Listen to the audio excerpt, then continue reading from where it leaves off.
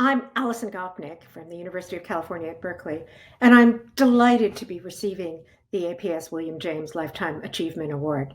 Uh, One of the things I've argued in my work is that human beings can accomplish as much as they can and learn as much about the world as we do because we have two really distinctive developmental periods. On the one hand, we have children, the wild, crazy explorers who go out and just learn about the world and think of new possibilities and options. And on the other hand, we have caregivers, especially elders, who pass on information to the next generation of children, who take care of them, and in the course of taking care of them, also teach, also give them the skills they need to discover new things in the future. And I personally have been very fortunate to have both great teachers and great children, both in my personal and in my professional life. So my own parents, Myrna and Erwin Gopnik, were also wonderful mentors who taught me a lot about science and academia as academics and thinkers themselves.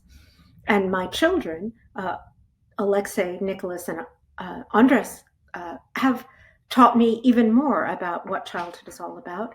And now my grandchildren, Augustus, Georgiana, Atticus, and Thalo, are once again showing me just how dramatically full of possibility and exploration even the very youngest children are. The same is true about my academic parents and children. So I've been fortunate to have a wonderful group of mentors and teachers, starting with Jerome Bruner, who was my thesis supervisor, and then continuing with wonderful graduate students and postdocs, many of whom have gone on to become distinguished teachers and scientists themselves. And they're the ones who've always challenged me, given me new ideas, showed me new possibilities in the way that children do. And finally, I want to thank all of the children and caregivers in the world who do all this incredibly important work and who consistently are overlooked and undervalued.